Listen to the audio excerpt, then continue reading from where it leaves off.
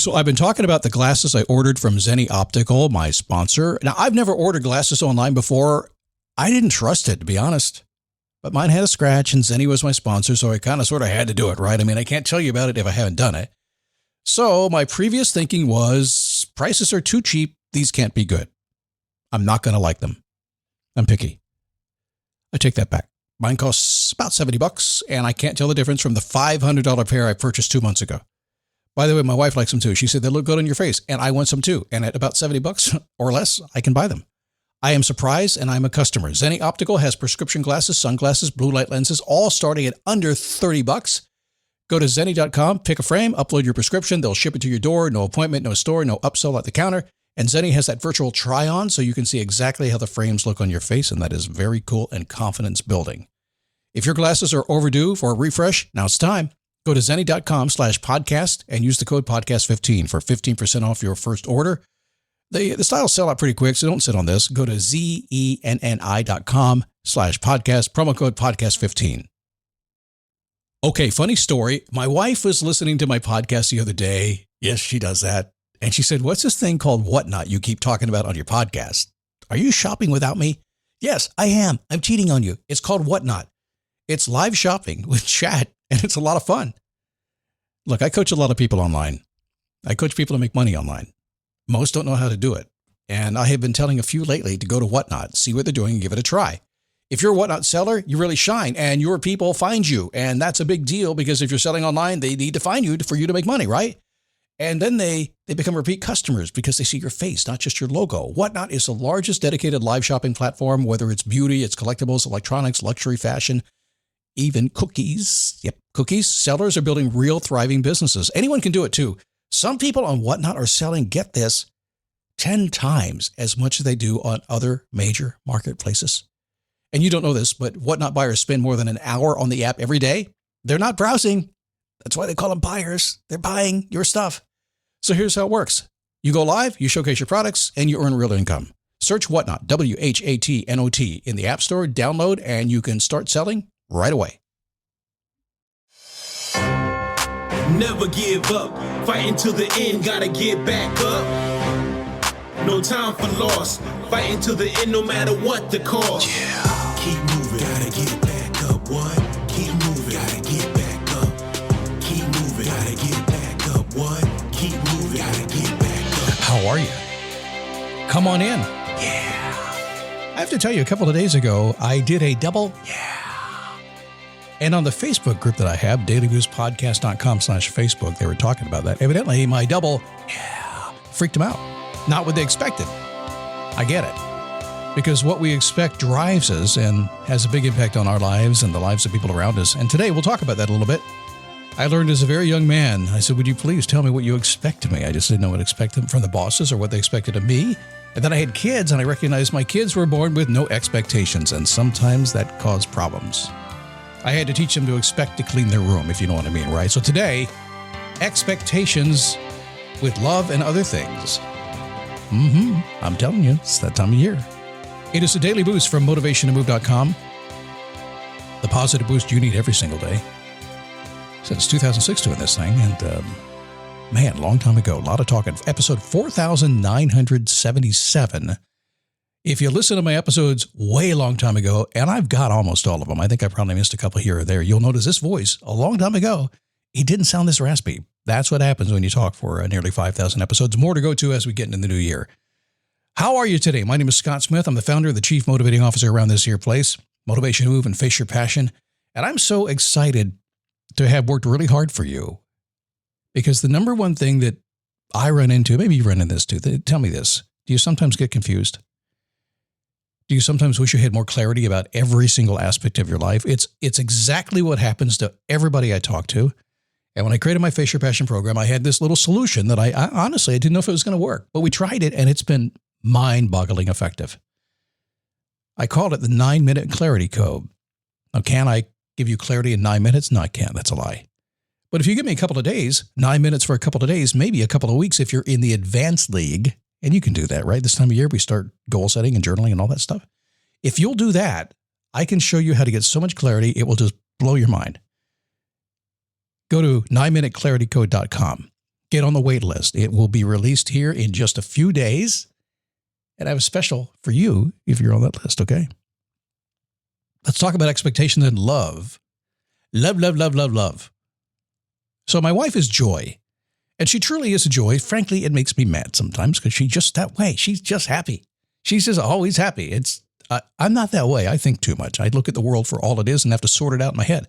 Yes, I'm optimistic. I'm not a pessimistic guy, but I don't walk around just being bubbly and happy. And she does. Maybe that's why I married her. But I knew I was going to marry her. I knew I was going to marry her and live happily ever after. I did marry her, and we lived happily mostly ever. Well, you know, it's a marriage, right? You got to work on that stuff. And we do. But there was a problem. When I first met Joy, she had been dating for about a year. She had been married 20 years, and she said, I'm going to go out and date for a year. That's it. I don't like that. If she had asked me before she met me, a year before while I was still married, before my wife passed away, she says, Scott, I'm going to date you and maybe marry you someday, but I'm going to go have some fun for a year. I would have said, don't do that. That's not good. But she did it anyway, so I had to get used to it, right? Anyway, she wasn't ready for me yet. See, if life has taught me anything, almost nobody is on the same page when they first meet. Have you figured that out? That's why we often say, meet them where they are. We might be in the same book, but we're rarely on the same page and certainly not in the same paragraph. So in the early weeks of that relationship, going back a long time now, I almost have to work really hard to remember it. No, that's not true. I remember it like it was just yesterday. It was that traumatic to me. No, I'm kidding. I was in full-on action mode. I got to tell you, I was on a mission. I was going to achieve my goal as quickly as possible. My goal, again, was to take this very beautiful woman who is joyful all the time and marry her and lock her up, be done, take her off the market. That was my goal. And she liked to cook, too. I figured that was a benefit. But I was frustrated. I got to tell you, Joy didn't share my urgency. She just did not. Like I said, she'd been dating for a year, and she's like, no. And see, in her mind, her expectation was she'll give it a year, then she'll settle down. I didn't know that. I thought, here I am, marry me, right? She was enjoying our relationship a lot. We had a great time, but she was in no hurry, and it drove me insane. So one day I decided to take action. It was 4:30 in the morning, got out of bed. I think I'd left her house about 11 o'clock that night. Drove all the way down to the gym. And she was getting out of her car, and I said hi and scared her to death. You shouldn't do that if you have a budding relationship. You shouldn't have that. But you know, it was important because I had made a goal. I knew what I wanted to do. I had set the expectation for myself, and I needed to make sure that she had the same expectation that I did. So I met her when she stopped her car and she jumped out. She just screamed at me, and I said, I love you. What do I have to do to catch you? We should. And boom, she stopped me in my tracks.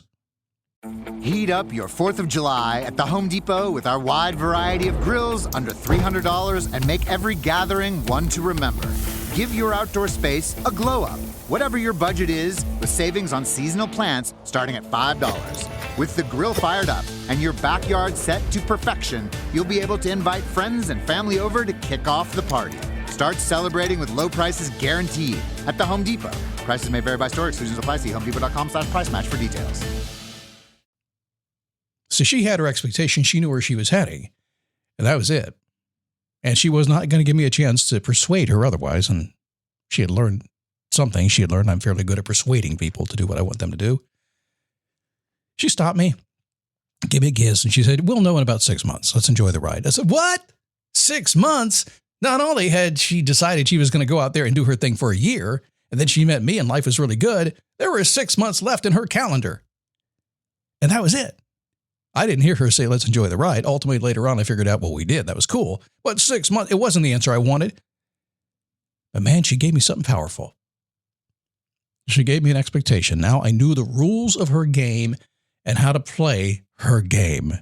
And I knew she was right. Now, is this a game? Nope.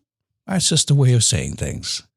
You see, she already had in her mind where she was heading and what she was going to do. And while everything was good, it was just going to be that. It was going to be 6 months. So you know what I did? I said, fine. Now I know where I stand. I went home and I pulled out the calendar and I put 6 months on that calendar and I tick, tick, tick, tick.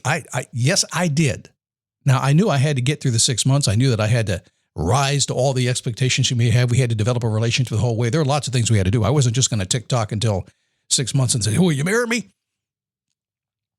But about 6 months later, I recognized something. I was at the ocean deck in Daytona Beach, Florida. Maybe you've been there. And I got up and I was walking to the men's room. I recognized this was the time. It had been 6 months. So I came back across in the men's room. I stopped, did the electric slide on the dance floor and sat down and said, will you marry me? 6 months later. And she said, yes. Actually, she said, I'd marry you tomorrow. She lied. It wasn't going to be tomorrow, but she said in that moment just to kind of give me and I took a straw wrapper and wrapped it around her finger because I didn't have a ring. Yeah, it was romantic. But romantic in friendship, in professional relationships, every single one of them, they all follow the same path, have you noticed? There is an initial spark. There is a period of trust building, getting to know each other, just, hey, how you doing? Getting together, figuring stuff out, all kinds of stuff going on in your mind based on all kinds of stuff going on in your mind for years and years and years. And of course, there's that commitment that eventually has to grow. But in time, the relationship does grow stronger or it fades. One or the other, it's a natural thing. It will be or it won't be. Time will tell. That's how it went for us exactly 6 months later. Yes, I asked her to marry me. It's been almost 17 years now. And because of my amazing communication patterns and skills, forget it. I'm a hot mess.